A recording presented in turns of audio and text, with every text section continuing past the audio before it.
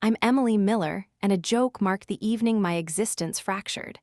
At 18, my mother informed her acquaintances that I was the family's misstep. My father chuckled, gesturing at me from across the dining area, declaring, "She's the 1%, as if I were a flawed figure, not his child. A burst of laughter filled the room. Champagne flutes chimed. Someone even dabbed a tear, overcome with mirth. I remained standing, clutching a platter of appetizers she had thrust into my grasp, wearing an inexpensive dress I'd purchased with my own wages, serving as their amusement. I wasn't present as an attendee at that gathering. I was the target of their humor. Unbeknownst to anyone, a fortnight prior, I had covertly reviewed my college savings and discovered it depleted. No one realized I had eavesdropped on their conversation. "Don't concern yourselves with her. She'll manage, she always does." That evening, after my mother sighed dismissively, adding, "We made an effort with her, but not everyone is destined for success," a switch flipped within me. I refrained from weeping before them. I didn't shout. I simply waited for the final vehicle to depart, then quietly entered my bedroom and filled a backpack with 3 shirts, work boots, and the $50 I'd concealed in an envelope.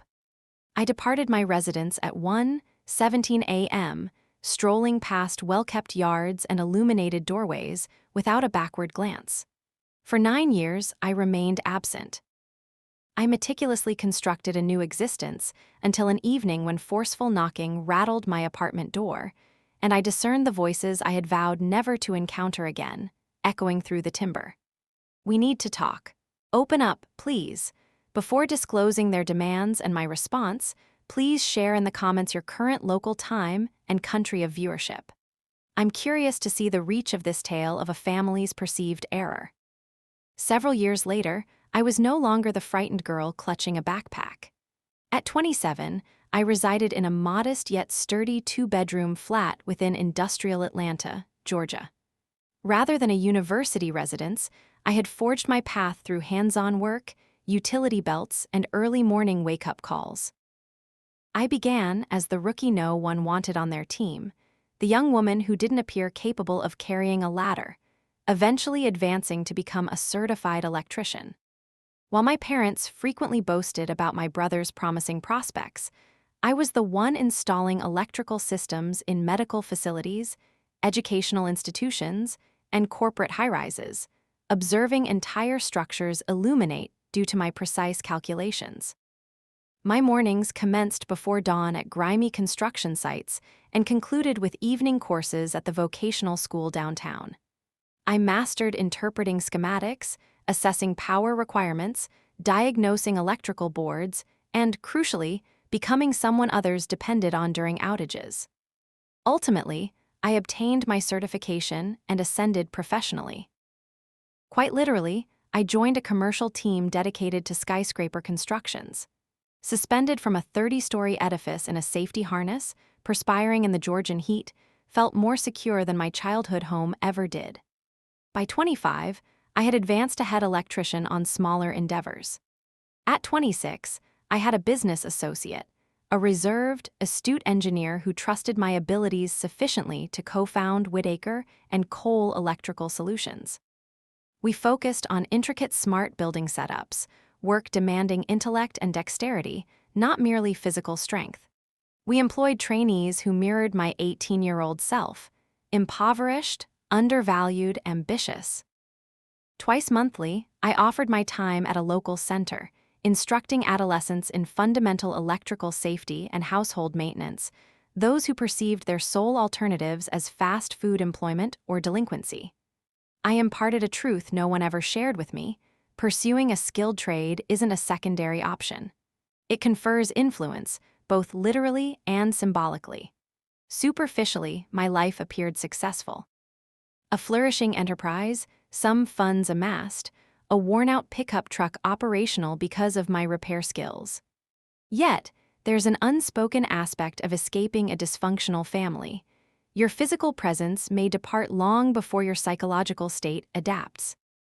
On certain evenings, even post a 12-hour workday, I would lie sleepless in my dim room, gazing at the ceiling, reliving reverberations of that gathering. Family mistake, 1%. regardless of the numerous structures I wired or evaluations I cleared. A persistent, small part of me still questioned if I was merely pretending. Anyone who has severed ties and still hears their family's internal voice understands my sentiment precisely.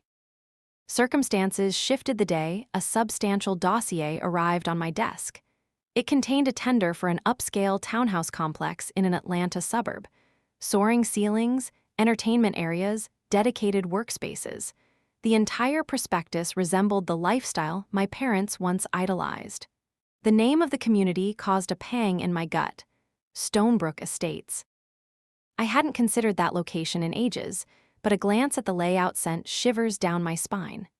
The principal thoroughfare passed directly by a dead-end street I knew better than any architectural drawing, the very road where I spent my childhood. For a moment, I simply gazed at the map, my pen motionless. I could almost visualize the precise path my 18-year-old self took that evening, backpack straps digging into my shoulders as sprinklers hissed over flawless lawns. "You good?" my business partner inquired, peeking into my workspace. I managed a smile. "Yeah, just a familiar area." We assembled the proposal regardless, not out of a desire to revisit the past, but because my enterprise required such agreements to expand. When the builder approved our submission, I convinced myself it was merely another assignment. Metal, wiring, timelines, figures, not emotions. On my initial drive there, I nearly turned my truck around at the highway exit, but I persisted. I navigated through rows of partially framed townhouses until I reached the temporary site office, checked in, and began my tasks. Subsequently, while reviewing property documentation for electrical load computations, my inquisitiveness surpassed my apprehension. I entered my parents' former address. The results were unexpected. The residence remained under their ownership, though barely. Several refinancings, a second mortgage, a home equity line fully utilized and overdue. Numerous liens. My chest constricted, not from empathy, but from a stark, chilling realization. The identical individuals who once declared, "We're not funding trade school, you're meant for greater things," had extracted every ounce of value from their property, yet had not contacted me, neither to express remorse nor to inquire about my well-being. Nothing. I investigated further and uncovered something that caused my fingers to quaver on the keyboard. A withdrawal record from the year I reached 18, from the account designated Emily College Fund, reflecting the precise amount that had inexplicably vanished when I checked it. There it was, in black and white, with a memo stating "Family Emergency for J," my brother's initial. Thus, it wasn't a banking oversight. It wasn't inflation or charges, as my father had once casually suggested. They had appropriated my future to finance his rescue. Returning to Atlanta, as the sun dipped below the incomplete rooftops, a crucial understanding dawned on me. They hadn't merely labeled me a mistake. They had committed to that belief. They had allocated resources to it. And now, the consequences were materializing. I reassured myself it was inconsequential. I had moved on from them. They were simply entries on a property tax document. Yet, deep in the night, whenever my phone vibrated with an arbitrary alert, my pulse still quickened. I would quickly check the display, half anticipating a familiar contact. For 9 years, they had maintained silence. No phone calls, no electronic messages, no expressions of pride. Then, on a typical Wednesday, the quiet ceased. The initial indication was an email that appeared in my business inbox. The subject line contained only my complete name, like an identifier, Emily Whittaker. The sender used an anonymous address devoid of any familial implication, but the content struck me like an electrical jolt. "Emily, it's your mother. We located your company online. We must speak. It's critical." A phone number I hadn't encountered in nearly 10 years was present. I fixed my gaze on the screen until the cursor ceased its blinking. Then, I performed an action my 9-year younger self would have deemed impossible.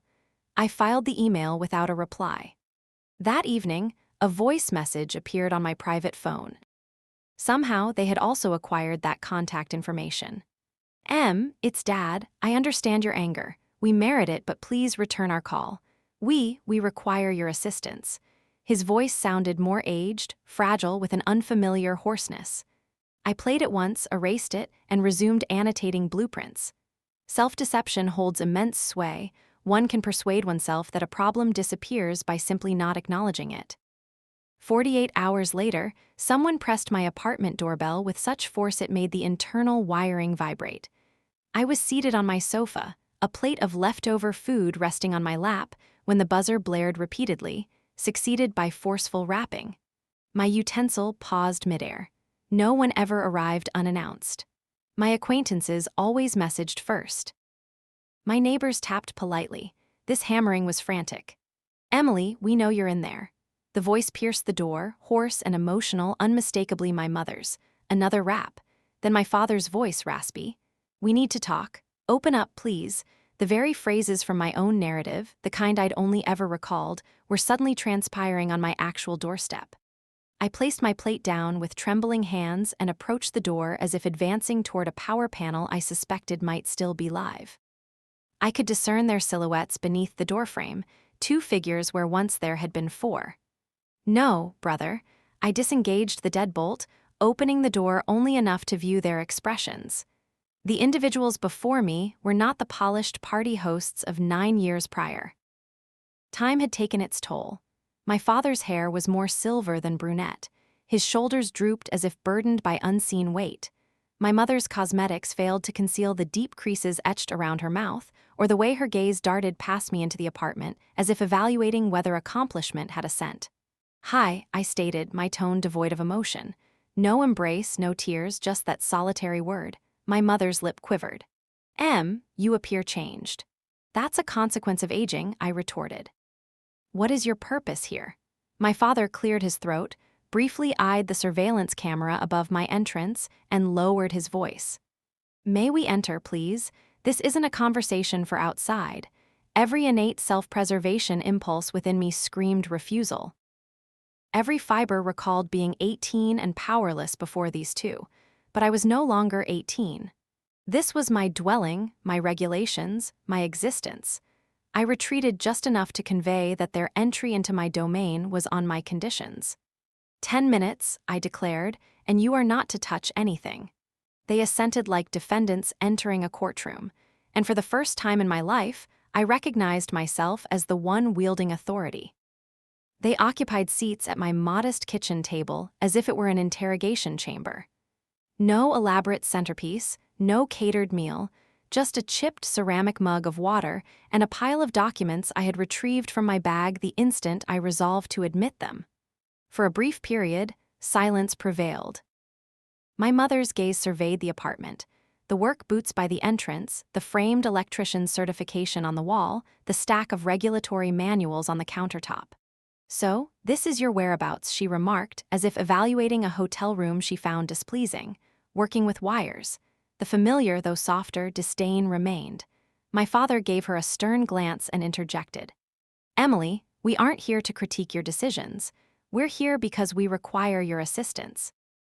I reclined in my chair. "You've had 9 years to need my help. You didn't reach out when I was sleeping in a borrowed truck. You didn't contact me when I was enduring 16-hour shifts and consuming convenience store meals. Why now?" My father sighed, his shoulders drooping. "Because circumstances have deteriorated. The house." "I've seen the Leons," I interrupted. Both their heads abruptly turned toward me. I tapped the folder before me. Public records, multiple refinancings, a second mortgage, a maxed-out home equity line of credit. You extracted every cent of value from that property. That was your decision." My mother bristled. "We had to support your brother, his enterprise." "You mean the venture for which you drained my college savings?" I pushed a printed duplicate of the withdrawal receipt across the table. Her makeup couldn't conceal the blanching of her complexion. "You were never meant to discover that," she murmured. "Precisely," I stated. "You branded me a family liability before a room full of guests, then quietly liquidated my prospects to cover for the family's true promising offspring. And now you're present, so let's proceed to the part where you articulate your desires." My father swallowed with difficulty. "The financial institution is demanding repayment. We are delinquent on all obligations. If we forfeit the residence, we lose everything. Your mother's standing in the community, my professional credibility, our retirement. We simply require an individual with solid credit and a consistent income to co-sign a refinancing agreement. You now own a company. They stated, if you affix your signature, we can preserve the home. Their presumptuousness would have been amusing had it not been so recognizable. So, let me confirm my understanding, I said deliberately. You, the family mistake, expect me to legally commit myself to the financial obligations you generated, to rescue the property you safeguarded by pilfering my college fund after neglecting me for nearly 10 years. My mother's eyes welled with tears. We acknowledge we caused you pain. We were under immense strain at the time. Your brother required our support. We didn't anticipate you would actually depart. We believed you would simply move past it. That's the core issue, I stated, my voice subdued. You never considered. You never held me in enough regard to imagine I might prioritize my own well-being. I sensed rage surging beneath my skin, yet I maintained a composed tone. Years of confronting hazardous electrical currents had trained me to keep my hands steady even when my pulse accelerated. I constructed this existence independently. Each certification, every agreement, every sum of money, I acquired it without your aid. You didn't merely neglect me, you actively undermined me and then found humor in it. My father leaned forward, desperation tinting his voice. We are offering an apology now. Does that not carry some weight? I met his gaze. An apology consists of words. Consequences are defined by actions. You presented yourselves here because you fear losing your property, not because you abruptly recognized my deservingness of better treatment. A profound silence descended between us. Outside, a heavy vehicle rumbled by. Someone upstairs abruptly shut a door. In my kitchen, time seemed to slow. Here's my proposition, I finally announced. I will accompany you to the bank discussion. I will listen. I will pose inquiries, but I am not pledging to affix my signature to anything. And prior to that occurring, before any adult judgments concerning liabilities, residences, or futures, you will remain seated and absorb the true price I paid for exiting your front door with $50 and a backpack. No interruptions. No, we tried our hardest. Just listening. If you cannot tolerate that, you may depart now and accept your impending foreclosure. My mother began to protest, then clamped her mouth shut. For the first time ever, she appeared truly uncertain. Fine, she uttered softly. Speak. And so I did. I recounted the evenings I spent sleeping in a colleague's pickup truck because I couldn't afford both housing and fuel. About receiving an electric shock at a worksite because an older man neglected to secure a circuit breaker, finding amusement in watching the young woman recoil.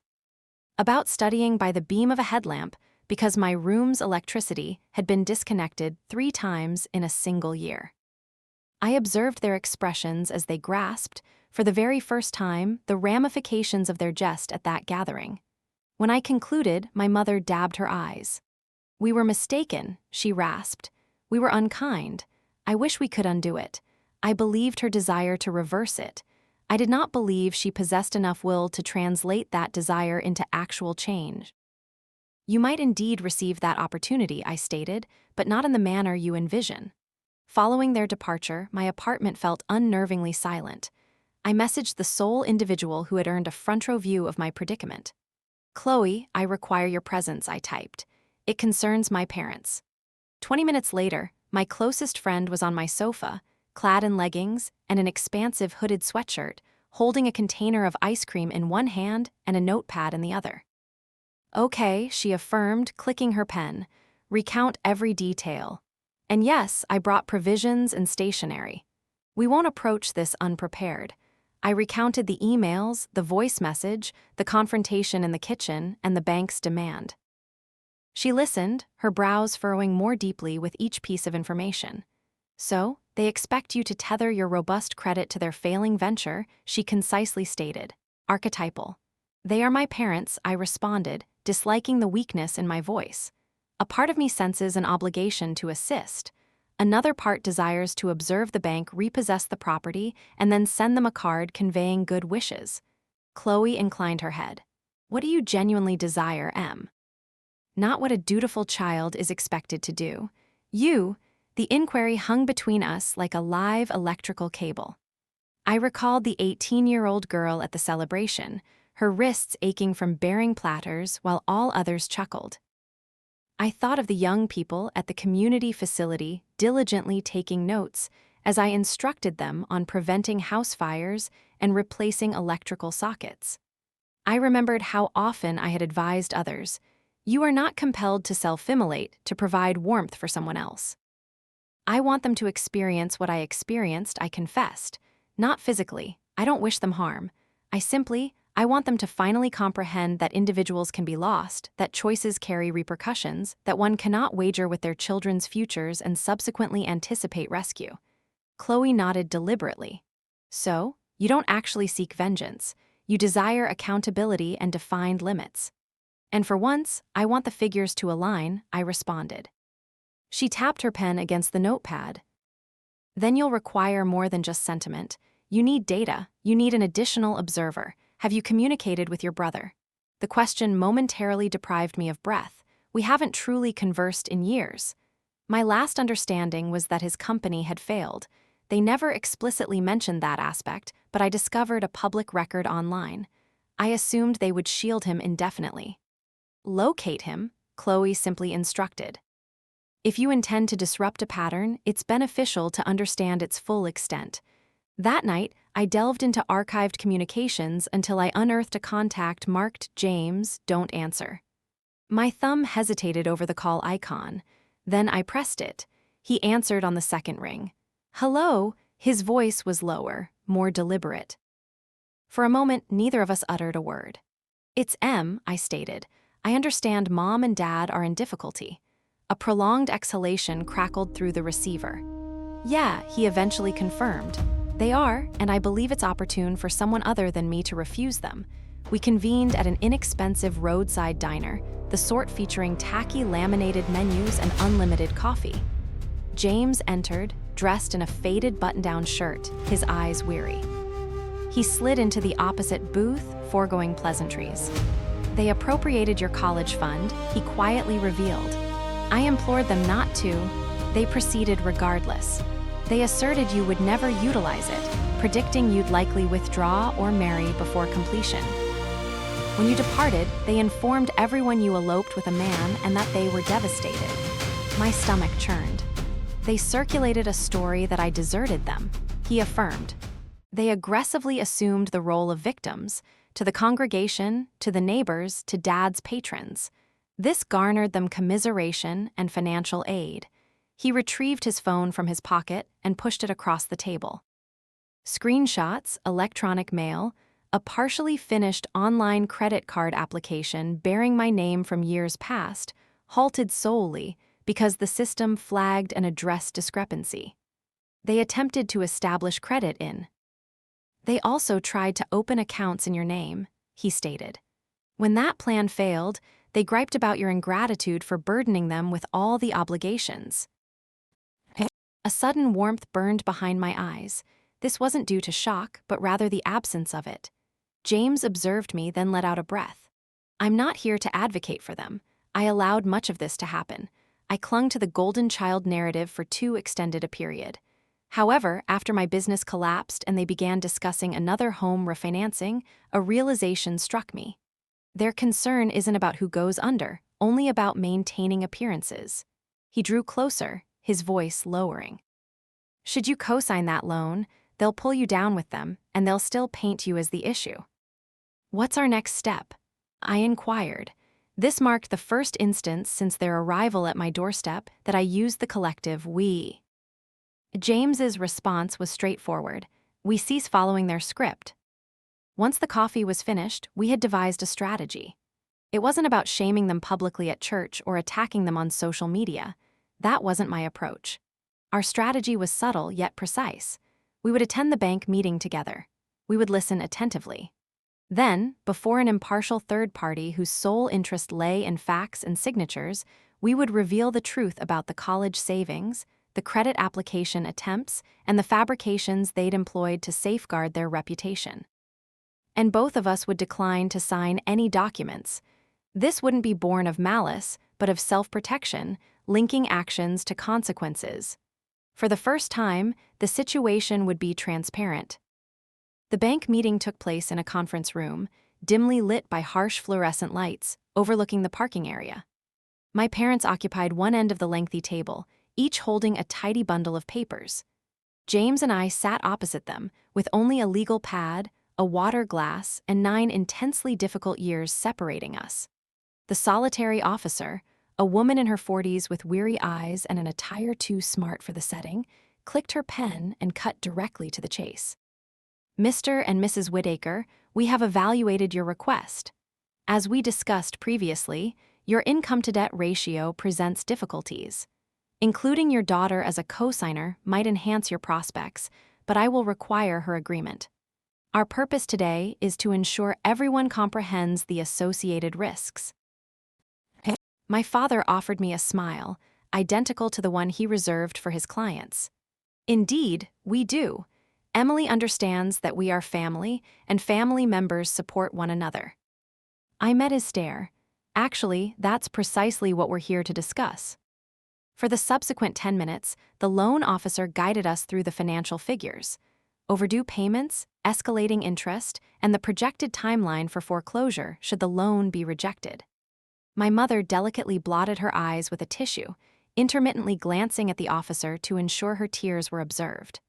When the woman finally addressed me, asking, "So, Emily, are you ready to assume legal accountability if your parents fail to meet their obligations?"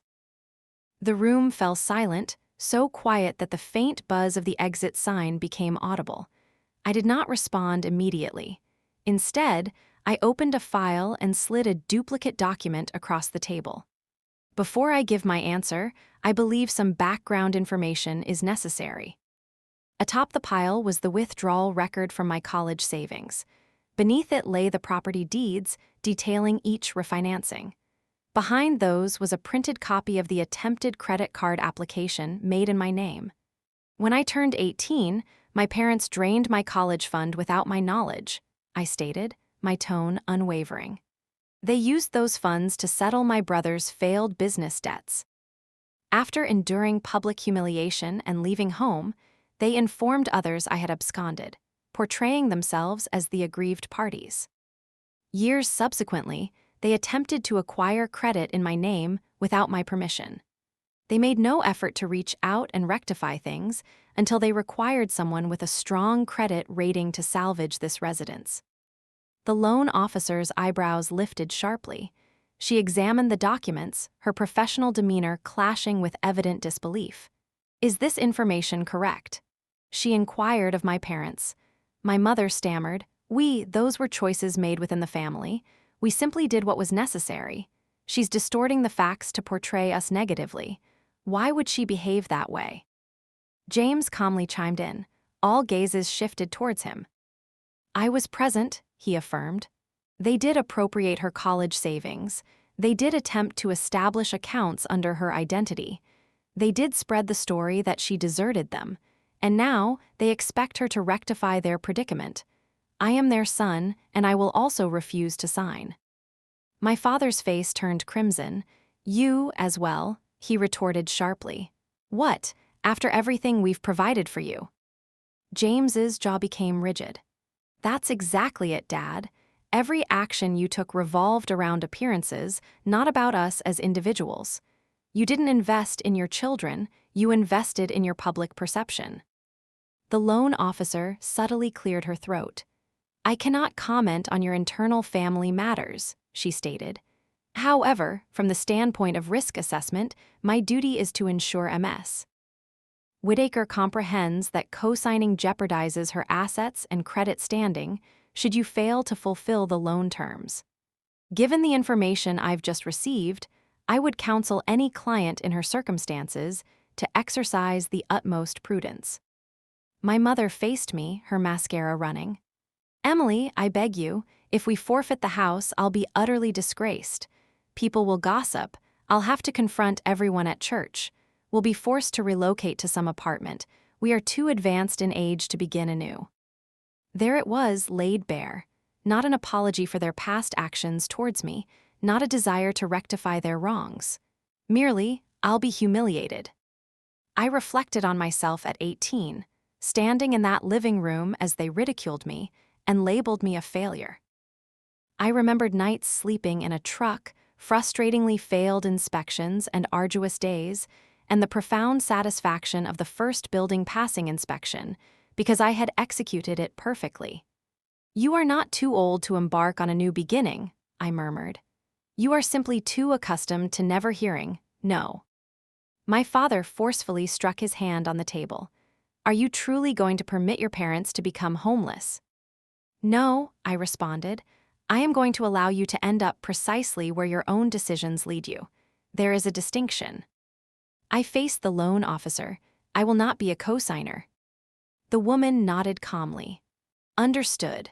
Without a cosigner, and considering your present financial state, I regret that we must decline the restructuring loan.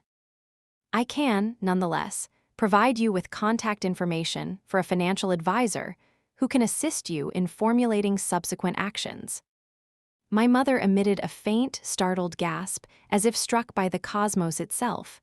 "You cannot do this," she barely audible. "We are your mother and father." For the initial time, those words did not evoke guilt within me. Instead, I experienced profound clarity.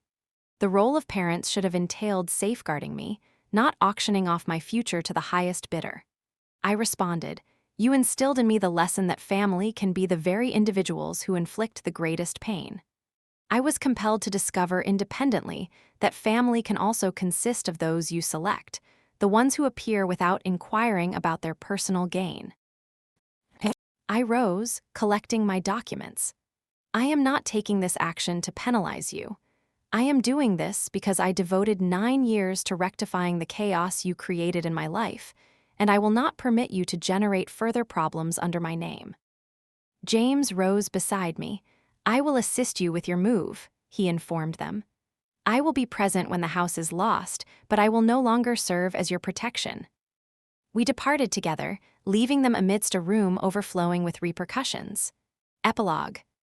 Several months afterward, I drove past Stonebrook Estates en route to a construction site meeting. The former residence was no longer registered under my parents' ownership, having been sold at auction to an unassuming pair who adorned their porch with potted plants rather than a display of status. My parents eventually settled into an unpretentious apartment elsewhere in town. They were indeed forced to encounter acquaintances at church.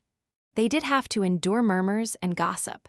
My father experienced a minor health alarm that ultimately prompted him to seek therapy. My mother reluctantly joined him and, as per James, spent numerous sessions deflecting blame before finally breaking down. I did not participate in any of those events. That was their journey to undertake. Mine differed.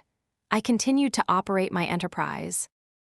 I broadened our apprenticeship initiative and advocated for scholarships under my trade school's banner, financed, quite ironically, by the earnings from the very construction project that had drawn me back into their lives. We designated one of these scholarships as the 1% Fund, not symbolizing failure, but rather for the 1% of young individuals who possess the courage to disrupt their familial cycles. The application essay poses a single query. Describe an instance when someone undervalued your capabilities and what subsequent action you decided to take. This is the insight I wish someone had imparted to my 18-year-old self, and perhaps it's what you need to hear now. Merely being born into a family does not obligate you to sacrifice your mental well-being, your financial assets, or subsequent opportunities for them. Affection devoid of esteem is merely manipulation disguised as kindness. You are entitled to establish limits, even if others label you as self-centered. You are permitted to refuse, even if their voices tremble. You are empowered to construct a life where your inherent value is not determined by the extent of suffering you are prepared to endure. If your upbringing involved being perceived as the family's burden, understand that you are not isolated, and you are not an error. You serve as proof that the established cycle can be interrupted through you. If you've reached this point, share in the comments. What is a single boundary you regret not having learned to establish earlier? Your personal narrative might be the catalyst another individual requires to finally depart and prioritize their own well-being. From my perspective, this account is not about behaving coldly towards one's parents. It's about ultimately grasping the distinction between genuine affection and burdensome duty. Emily did not dismantle her family unit. Her parents achieved that when they prioritized outward perception and preferential treatment above equity and integrity. Disengaging from a harmful dynamic and declining to co-sign their financial liabilities was not an act of vindictiveness for dramatic effect. It represented an act of self-preservation and upholding self-worth. She demonstrated that disrupting the cycle can be the most potent form of retribution. If you found yourself in Emily's situation, would you affix your signature to assist your parents in retaining their home, or would you decline as she did? And what would be your rationale?